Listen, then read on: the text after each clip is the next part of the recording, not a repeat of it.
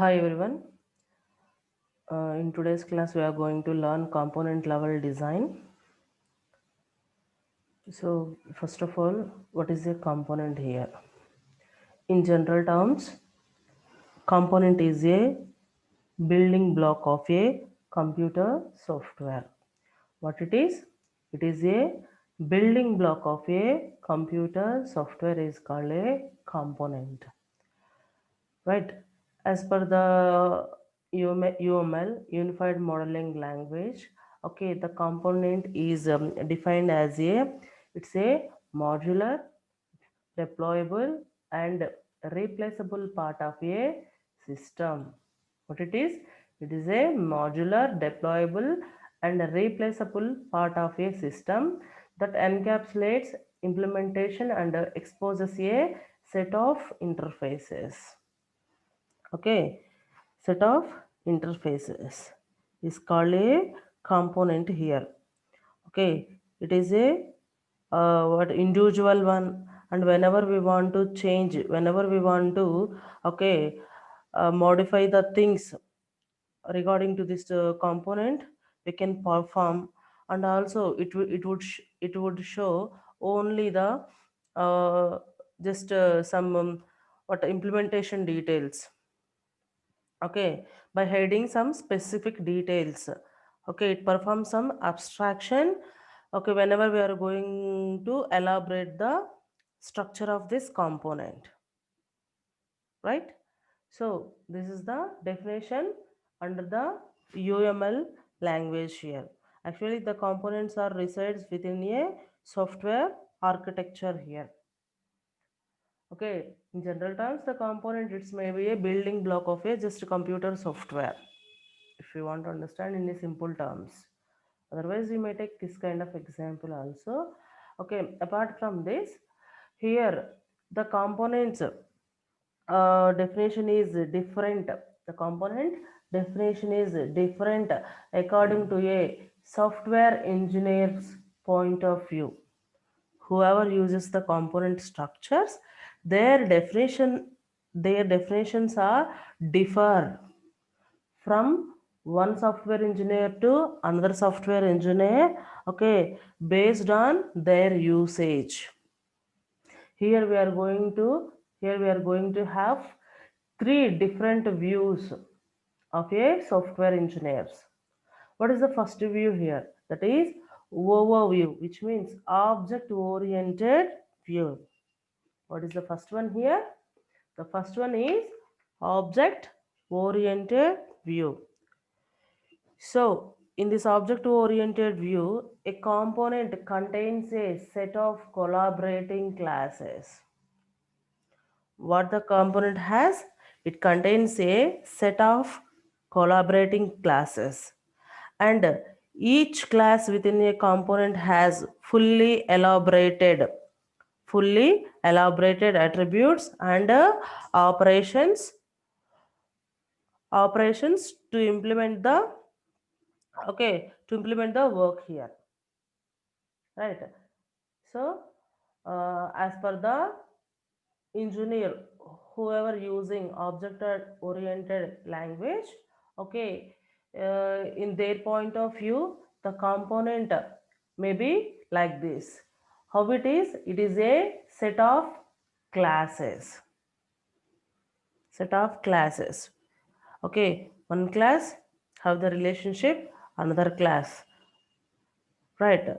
So those classes are related with one another, and also each and every class should be elaborated with sufficient number of attributes and operations too, right? That is about object oriented point of view. And coming to the second one is a conventional view. So in this conventional view, a component is a functional element of a program. What is the component in conventional point of view? It is a functional element of a program, which means that may have some processing logic and internal data structures. Okay, and also some interfaces information, how data is passed from one class to another class. So here, sorry, not the class. Here, how the data is transferred, passed in between the functions. Like that, it has the, it is a like functional element. Okay, so it incorporates the information of processing of a logic, how we are going to process the logic, how here we are going to use the what are the internal data structures we have, how we are going to pass the data in between. So like that, this is the definition of component under a conventional view. Coming to the third one, process related view. This process related view, in the sense, here the designer is going to create a new component based specification. Okay, that is derived from analysis model. At this level, he is not what he is not derived from any other models. He is going to create his own set of rules and regulations while developing a model here. Component while developing a component design here. How he is going to create his own set of rules and regulations based on a analysis model representation, right? This is about process related view. Next slide, we have one diagram for object oriented view. So this is the object oriented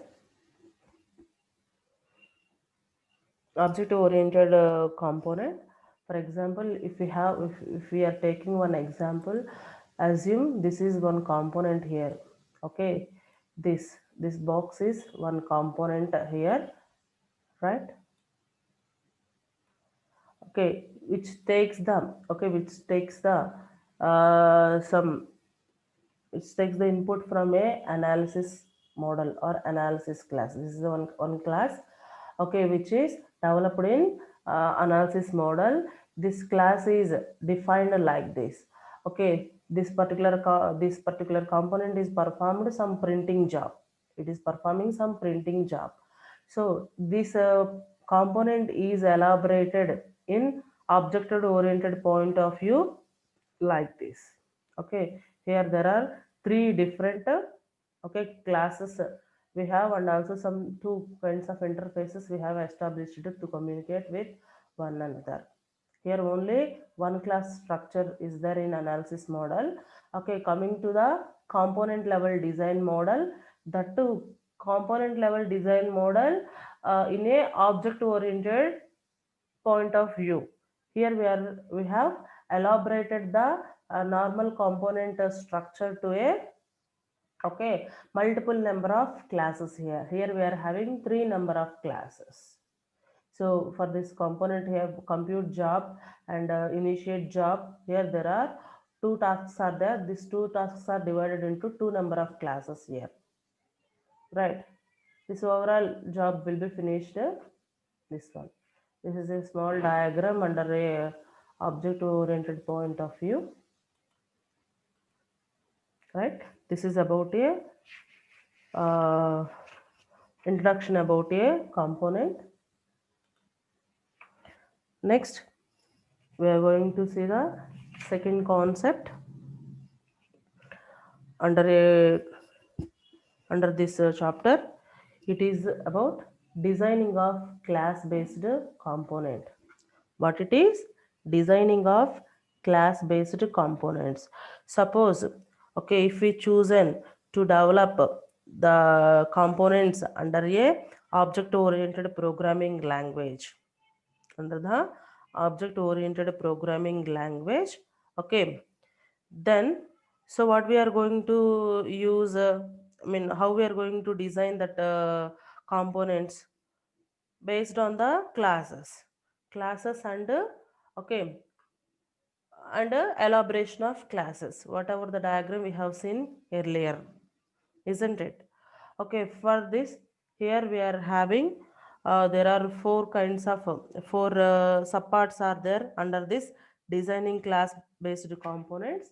The first one is, here we are having some basic design principles. Okay, I mean, to design the components. And second one is some designing guidelines, cohesion and coupling, right? Let us discuss one by one.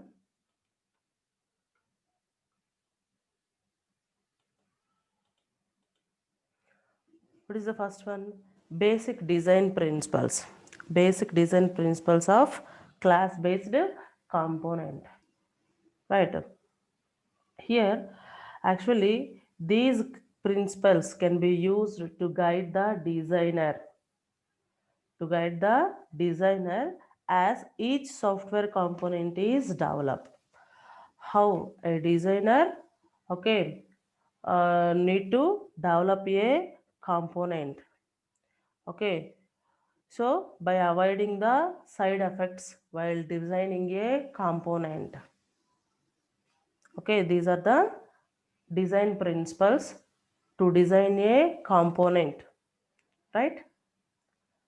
What is the first principle here? The first principle is open and closed. The first one is open and closed principle. The open closed principle. What is the open closed principle? A module should be open for extension but closed for modification. It means, okay, it is the one of the important characteristics of a component level design. Okay, it stated that the designer should specify the component in a way that it allowed to be extended. It won't allow anybody to modify the module. Okay, suppose if you want to upgrade the module, it is open to that everyone. But if any kind of modifications are going to perform on that, on working of that module, means it won't permit the users. Okay, so always it will be open for extensions or upgradations. After installing one software into my mobile, suppose if I want to upgrade that particular app, means okay, it will be allowed anytime. But if I want to modify that particular app, I'm a user, but I don't have the right to modify that particular app, isn't it? So like that, every module, every project, whatever you are designing, okay, that would perform this kind of characteristics here, kind of characteristic, isn't it? So that is a open and close principle. Second one is, okay, the Lisco substitution principle. The Lisco substitution principle. Actually, this principle is developed by Barbara Liskov. Okay, what it states means, subclasses should be substitutable for their base classes. Okay, so suppose a component, okay, that uses a base class. Okay, suppose instead of base class, if we use any kind of subclasses, if we substitute any kind of subclasses there, okay, it would support that subclasses too. It would support such kind of subclasses too. Why? Because the subclass is also derived from a base class now. Whatever the features the base class has, all the things would supported by a, all the things would extracted by a by this subclass. isn't it? Not only superclass, it needs to support the subclasses also, right? It is under a inheritance concept, which means always if there is a superclass, if you want to derive some subclass, it will take the all the properties of a superclass, isn't it?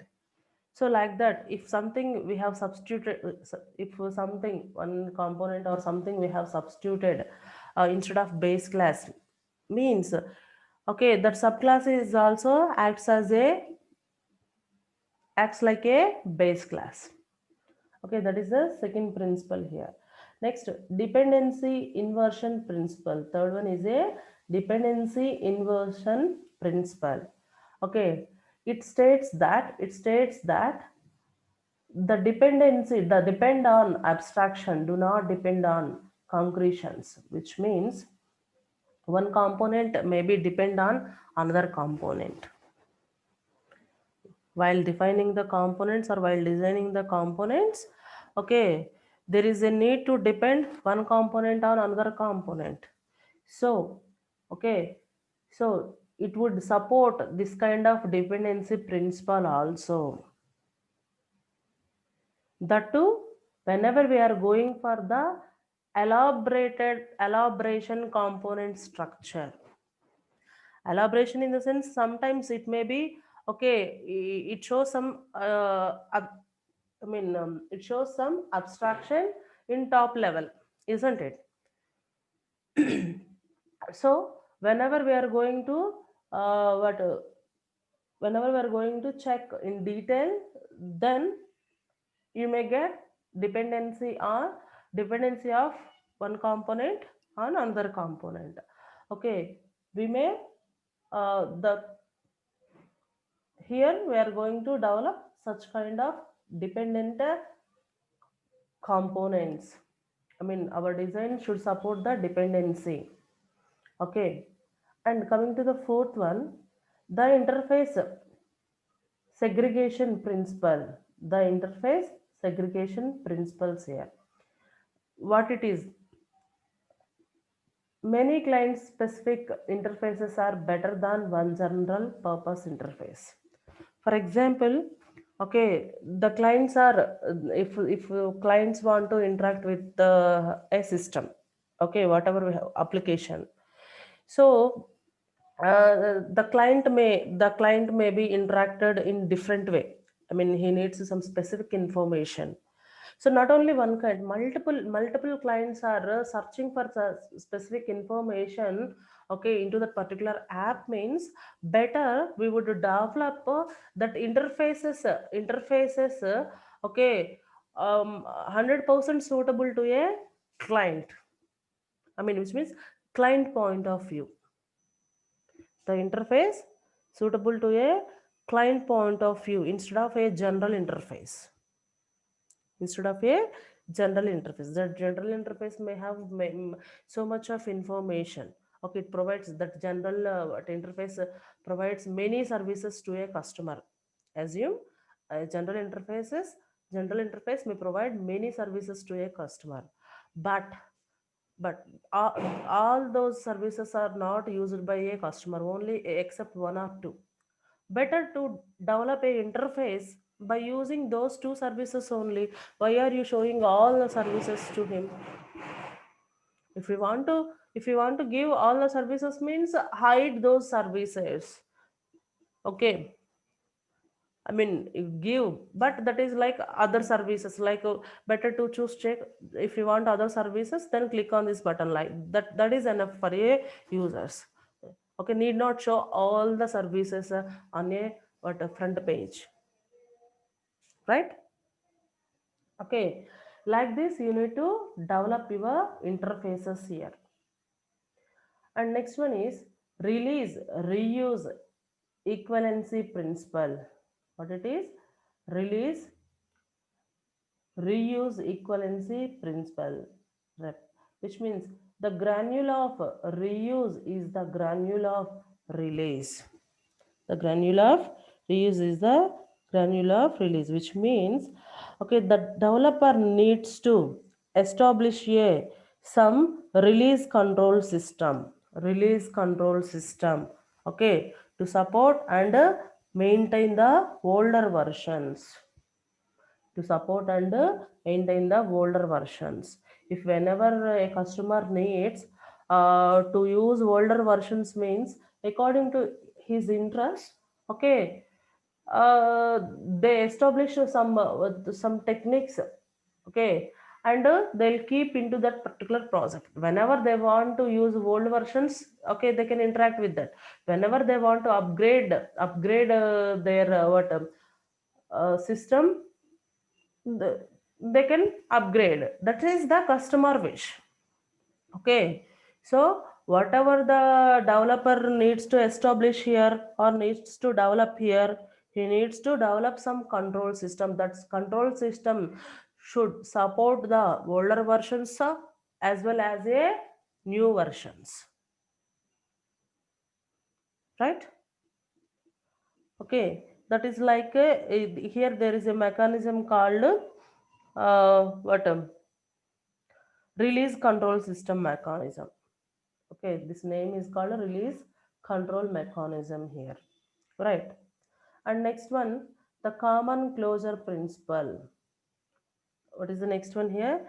The common closure principle here, which means which means you need to define the classes, you need to define the classes under a package, create the packages and define the classes under that package.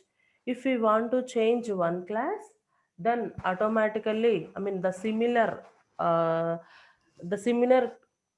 classes also change themselves if there is any need, okay. But the changes would be done under that particular package only, not overall the module, isn't it?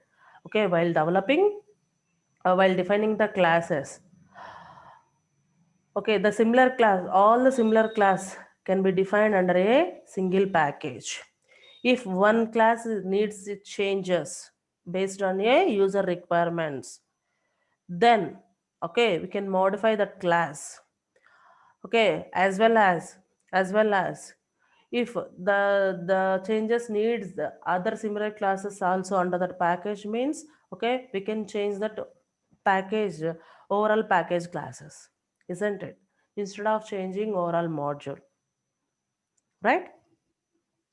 So this is the common closure principle, which means whichever the classes have the common features, those all classes should be okay defined under a single package here, single package here, right?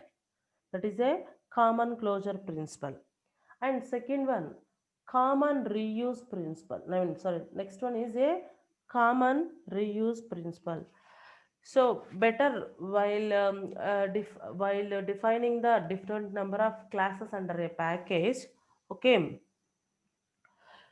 so better instead of, that is one way of defining the classes under the package. In second way is, okay, define the classes under a package, all the classes must be reusable classes. If you have a multiple number of reusable classes, okay, those all reusable classes can be defined under a single package, right? This is a common reuse principle. You need to define like this.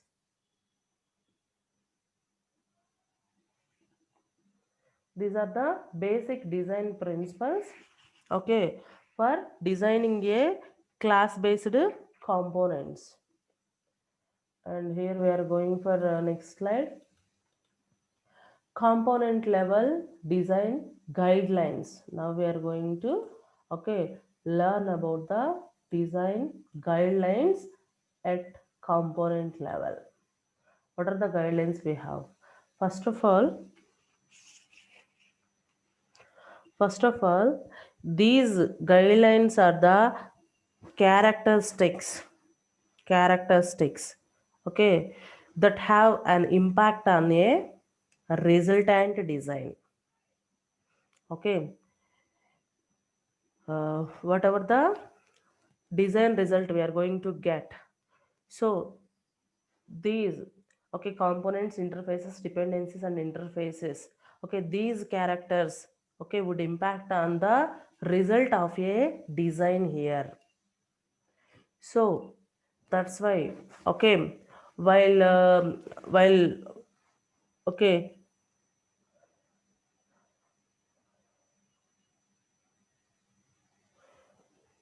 so while designing these characteristics, you need to follow some guidelines here. Need to follow some guidelines here. First one is, okay, component. Here we are having four. One is component, second one is interfaces, third one is dependencies, and fourth one is inheritance. How we are going to develop these things, okay, in a designing, in a component level designing. Okay, better here, you have to take some naming conventions. Here you have to take some naming conventions. Okay, why should be established for components that are specified as a part of the architectural model, and then refined and elaborated as a part of the component model. Okay, in already we have, as we know that, okay, in architectural model or in analysis model, okay, the classes whatever we have, okay, those have just simple classes. We are not elaborated at that stage, but coming to a component level stage, here we are going to refine and elaborated those components here. Okay, better for each and everything whatever we are using, those must have okay, proper names. Those must have the proper names here. Okay, then if we elaborated those what classes at this component level also, okay, we won't get any kind of confusion, or okay, we won't get any kind of problem here. So while designing these component, the mean here you have to take a specific names to these components. And coming to the interfaces, while defining some interfaces, okay, why are we defining these interfaces? For purpose of communication and collaboration. Okay, each and every interface importance is, if we want to a user wants to communicate with the system, means we are in need of a interface here. So while designing these, okay, we should be careful. These are for communication and collaboration purpose only. And dependencies means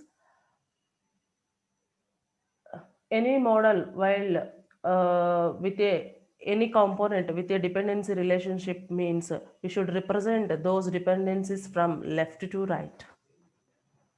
Okay, the dependency relation should be, okay, showed from left to right only. And if there is a inheritance, if there is any inheritance is there into our design, then you can represent from,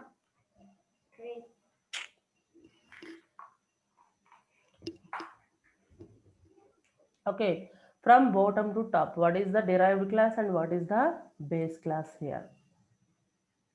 Okay, these are the few, just four design guidelines: component names, and interfaces purpose, and also dependencies, inheritance, how you need to show that dependencies of two components, how you are going to represent the dependencies in between two components.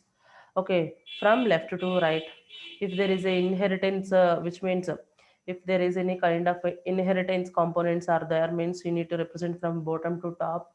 So like that, okay, you need to, okay, follow these guidelines while designing a component level characteristics, right? And here we are having third one is a cohesion. So what is the cohesion here? uh, Already we know that for everything, previously we have seen the component definition in designer point of view. The component definition in software designer point of view, there are three views are there. One is a object oriented view, second one is conventional view, third one is a process point of view. So here, but we are avoiding third one. For cohesion also, here we are having two kinds of definitions. One is conventional view, one is a object oriented view. Okay, this cohesion also has two kinds of definition based on a, okay, software designer who is going to use this or who is going to develop this, right? What is the first definition? What is the first definition for cohesion here? Okay, in conventional view, that is a, it is a single mindedness of a module, which means if 10 members are working on a single module, if 10 members are working on a single module, what are the thoughts related to that module? What are the 10 members thought related to that module? In the sense, they should think, they need to think like a I mean single point of view, like single minded. Okay, all may got a single thought related to that particular component, one kind of thought, not a single, it's a one kind of thought. Okay, better we will use this kind of component at this place. Okay, we need to use this kind of particular what gadget, not only gadget, some hardware component here, it is fitted at this place, like that. Not only one person, it should be agreed by 10 members, whoever related to that module. Okay, like that they view. Okay, that is the first one. Second view, object oriented view. In object oriented point of view, cohesion implies that a component or a class, okay, it's a component or a class, it encapsulates attributes and operations that are closely related to one another. Okay, suppose if we take a class, under the class we are going to define the attributes and operations.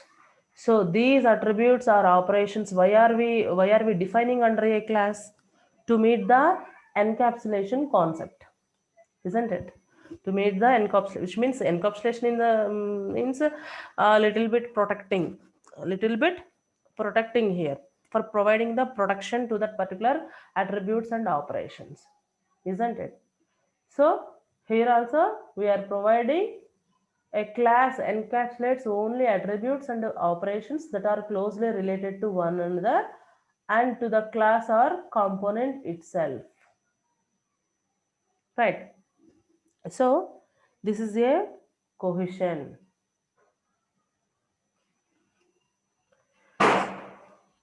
And here we are having some levels of cohesion is there. Here we are having, okay, 7 levels of cohesion is there. Coming to the first level is a functional. What is a functional cohesion here?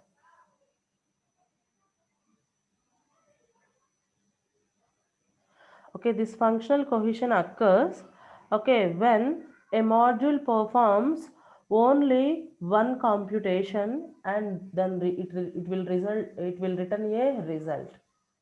Okay, so which module performs only one operation, after finishing that operation it would return that result where where it needs to return. That's it. Okay, that kind of okay that kind of cohesion is called a functional cohesion here. Coming to the second one is a layer cohesion. Okay, this type of cohesion occurs when a higher level accesses the services of a lower levels. If higher level, okay, higher level layers wants to access the services of a lower level layers, then this kind of what uh, it will occur. But here there is a one more point is the low lower level layers are not access the higher level layers, right? Suppose if there is a packages and component classes are there, if these suppose a classes or components, if the components are arranged in a hierarchical manner, okay, we have multiple number of components, those multiple number of components are arranged in a hierarchy level, which means in the form of layers and layers. If suppose if higher level layers wants to access the services of lower level components, okay, then okay, this layer question way would come into the picture, right? But the same service is not provided to a lower level components, right? Suppose assume this is one component, right? Under this one component here we are having multiple again.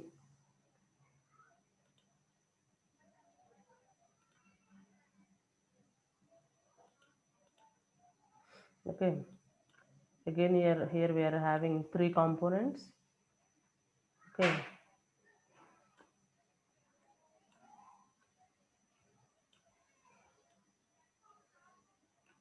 okay, here again the second here this can be divided into two types, right? This is either component or these are the classes. Okay, so here how many number of layers we have? Okay, one mean first layer, this is the second layer, this is third layer. Okay, three layers of classes we have into this architecture. Suppose okay, the higher level, which means this is the higher level, this higher level class, okay, wants to services of this lower level. Okay, this is the lower level, right? Okay, this is higher level. Okay, these two are the lower level. If suppose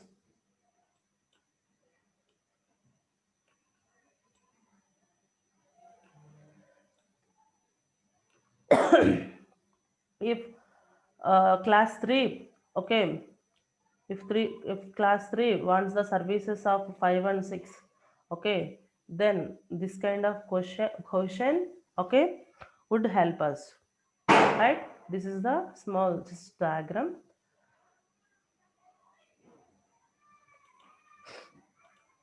Next, communicational. The third one is a communicational. In this communicational cohesion, all operations, okay, all operations that access the same data are defined within a one class. Okay, suppose if you have multiple number of operations, okay, those multiple number of operations are accessing a single data. So then that kind of all operations should be defined under a single class. Okay, such kind of things would come under a communicational cohesion. Next, sequential. Sequential cohesion means the operations would be implemented in sequence. If suppose multiple operations are there, okay, the component have multiple number of operations. The all the operations should execute in a sequence manner, right? So this is a sequential cohesion. Next one is a procedural. So procedural under this procedural cohesion, Procedure in the sense, if one is executed, after that according to the procedure the next one or third one automatically will be invoked whether it is ready or not. That is the secondary. Okay, primarily, okay, according to a procedure, okay, whatever we have defined earlier, based on that it would be automatically invoked and okay, ready to execute that particular function also. It will follow some procedure here, right? Next, temporal in the sense,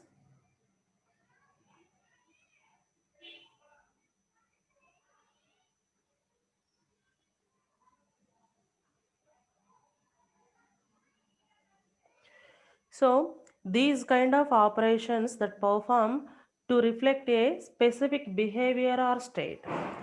Here while developing some programs, there is a here we are going to involve some triggering actions. That triggering actions, whenever such kind of triggers would happen, then only, okay, then only the tasks would be performed. In such a cases, here we are going to use a temporal cohesions. These are not a regular, these are not the regular works. Okay, based on the condition, based on the situation, okay, this kind of operations would be performed, right? Next, last one is a utility, utility cohesion.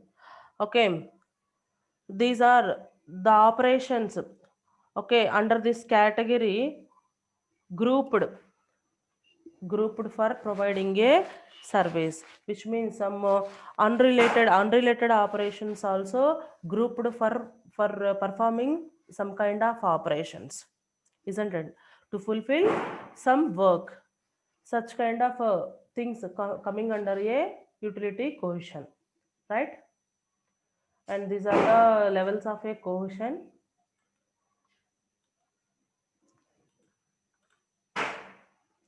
Okay, this is the last topic under a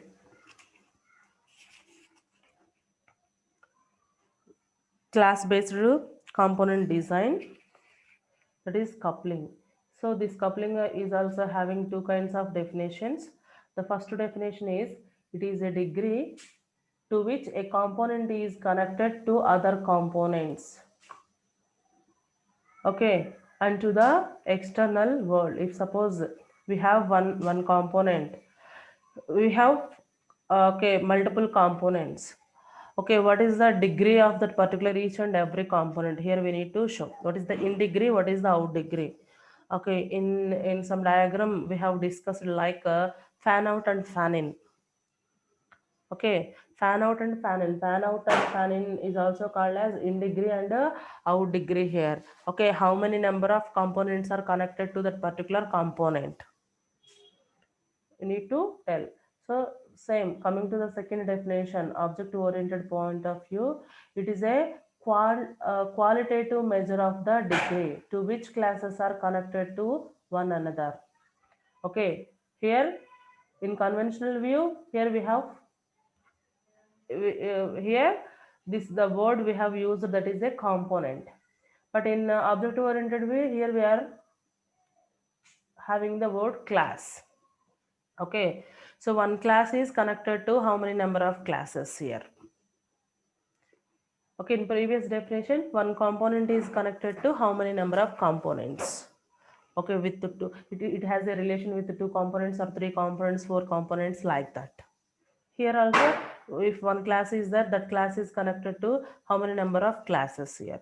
Okay, this is the definition of coupling here. And also there are different categories of coupling is there. Those are categories of coupling or levels of coupling. Here the first one is a content coupling. Content coupling in the sense, if suppose one component is defined under a one component is defined under another component, then if we modify internal component means, okay, automatically uh, automatically it is also, I mean, suppose for example, This is one component or one class. Within that class, we have one other class. If we modify this internal class data, so it states that, okay, modification of outer class also, isn't it? If we change the data of inner class, so it affects the outer class also. This kind of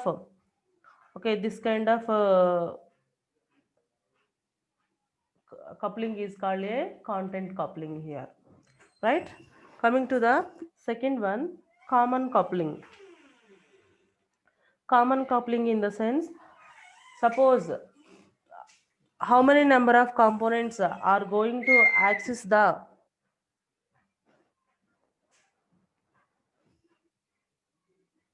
global variable data.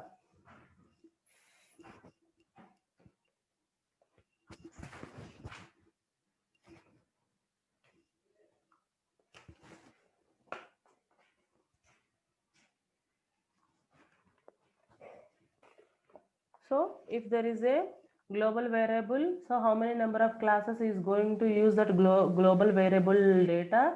Such kind of thing would come under a common coupling here. Okay, it is necessary. It is necessary. Okay, all would share a single variable data, no? So those are coming under a common coupling. Next one is a stamp coupling. Stamp coupling in the sense, if one class is declared as a type of an another class. If one class is declared as a type of another class, so this is called a coupling, which means suppose there is a base class A and there is a subclass B. So here the subclass B is, which means B is derived from A. Automatically here the B is declared as a, okay, argument or substitution for A. This kind of coupling is called a stamp coupling here, right? Uh, Sorry, forgot missing that control coupling. Okay, just now control coupling. Control coupling in the sense, if uh, while executing one or more classes, so which class to be executed next, which class is to be executed next, here we are going to send some flag, I mean we are going to generate some control flags here, which means it says that the execution of a classes, right? This is called a control coupling here. Next, data coupling here. So it would occur when operations pass long strings of data arguments, right? So when operations pass the data arguments to some other what some other classes, such kind of couplings would come under a data coupling here. Next, routine call.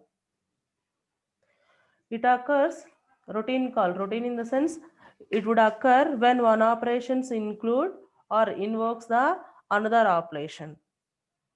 Okay, here the one operation invokes the another operation. If we'll call one function to execute, one class to execute, automatically it has some internal classes, so automatically it will be the control is going to execute some other class functions, right, some other operations. Such kind of coupling is called a routine call coupling. Next, type of type use coupling. This type use coupling in the sense, if one class data types or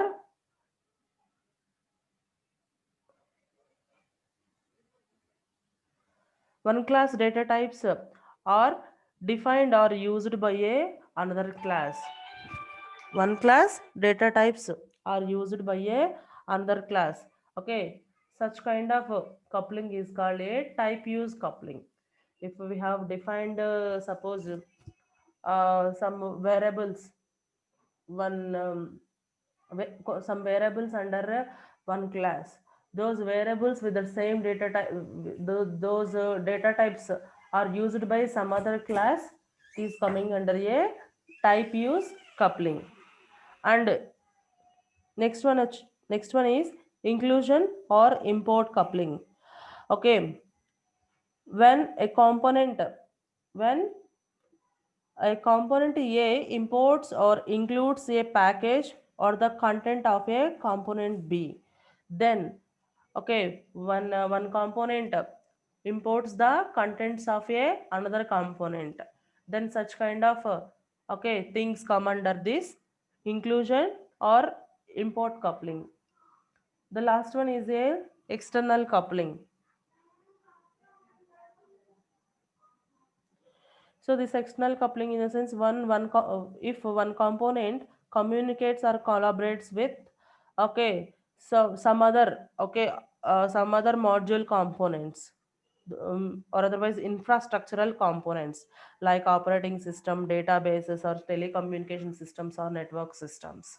If one component interacts or communicates with the another component, okay, which resides in operating system or databases or somewhere else, such kind of coupling is coming under the external coupling. Okay, this is about coupling. By this we have finished off this class based component design.